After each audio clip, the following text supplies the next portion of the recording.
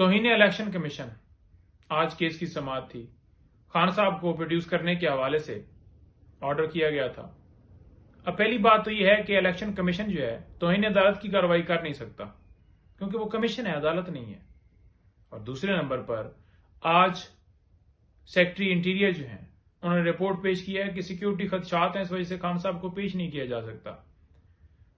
یہی سرکار تھی جب زبردستی عمران خان صاحب کو عدالت میں پیش کرنے کے لیے 26 گھنٹے زمان پارک میں آپریشن کیا گیا. خان صاحب کے اوپر وزیر آباد میں قاتلانہ حملہ ہوا تھا، لیکن اس کے باوجود مجبور کیا گیا کہ وہ پیش ہوں.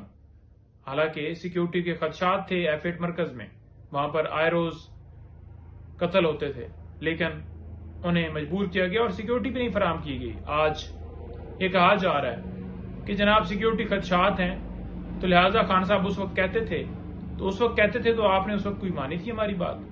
آپ نے تو کہا تھا کہ پیش ہوں، اور اس کے بعد بہت زیادہ مختلف مواقعوں پہ وہ مختلف عدالتوں میں پیش ہوتے رہے.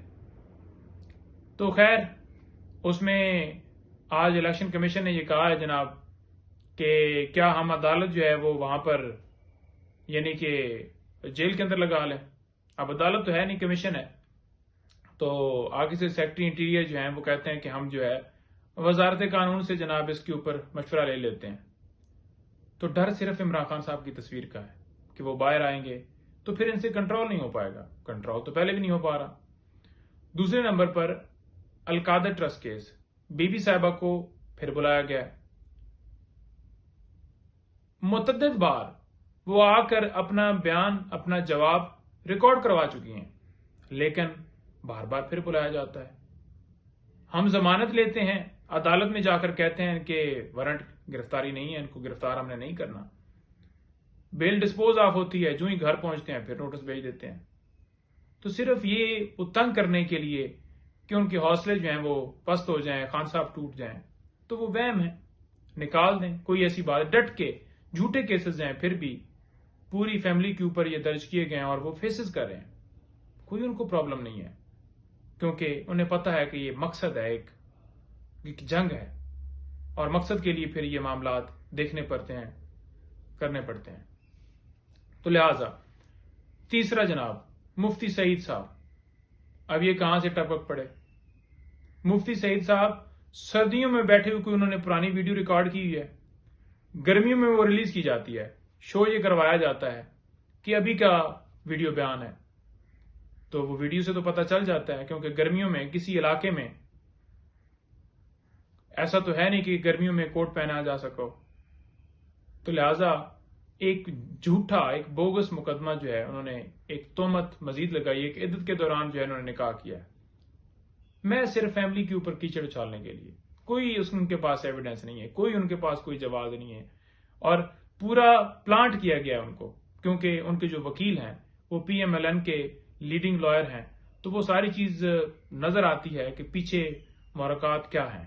اور ویسے اگر ان کا بیان دیکھا جائے تو وہ کہتے ہیں کہ ہمارا عمران خان صاحب کے کیسز سے کوئی لینا دینا نہیں ہے، ہم نے کوئی کیس نہیں بنایا. تو سب کو پتا ہے کہ مرڈر کوئٹہ میں ہوتا ہے، پریس کانفرنس پہلے ہی یہاں پر ہو جاتی ہے کہ مرڈر ہو گیا ہے تو اب FIR عمران خان صاحب کے اوپر درج ہوگی. سائفر کیس کے اندر، باقی تمام کیسز کے اندر دفعہ 144 کس نے لگائی؟ کب عمران خان صاحب پیش ہوتے تھے اور بار بار دفعہ 144 لگا دی جاتی تھی اور لوگوں کو اٹھا کے ان کے اوپر FIR درج کر دی. وہ کس کی حکومت تھی؟ 16 مہینے کس کی حکومت رہی؟ سب کو پتا ہے. ایک اور جناب کارنامہ ہوا ہے جی، کابینہ نے منظوری دے دی ہے کہ سائفر کیس جو ہے وہ جیل کے اندر ہوگا. یعنی کہ سیکیورٹی کے انتظامات جو ہیں وہ ہمیں سیکیورٹی کے خدشات ہیں، تو لہٰذا سائفر جو کیس ہے وہ یہاں پر جو جوڈیشل کمپلیکس میں ہونا تھا ٹرائل، وہاں نہیں کیا جا سکتا. لہٰذا سیکیورٹی خدشات کی بنیاد کے اوپر کابینہ منظوری دیتی ہے کہ یہ جو ٹرائل ہے یہ جیل میں ہو. وجہ کیا تھی؟ منگل کو یہ کیس لگا ہوا ہے. عدالت نے لاسٹ ٹائم کے اوپر اٹارنی جنرل کو کہا کہ ایسے کیس نہیں چل سکتا جس طرح سے چلایا جا رہا ہے کہ کسی کو جانے کی اجازت نہیں ہے، صحافیوں کے اوپر پابندی ہے، وکلاء کے اوپر. ان کی فیملی سے کیا خطرہ ہو سکتا ہے؟ کیا ان کی فیملی جائے گی تو ان سے عمران خان صاحب کو خطرہ ہے؟ تو لہٰذا اس طرح سے نہیں ٹرائل چل سکتا. تو انہیں سمجھ آ گئی تھی کہ اب کچھ جو ہے نا جی وہ اس میں آرڈر ہوگا تو لہٰذا انہوں نے کہا کہ پہلے ہی کچھ سدوباب کر لیتے ہیں. خیر کل اس کیس کی سماعت ہے انشاءاللہ. سلمان اکرم راجہ صاحب اس کیس کے اندر اسٹرانگلی جو ہے ریپرزینٹ کر رہے ہیں اور بڑا زبردست طریقے سے انہوں نے دلائل دیے ہیں اور اس میں وہ پیش ہوں گے. تو انشاءاللہ اللہ خیر کرے. بہت شکریہ جی. Thank you.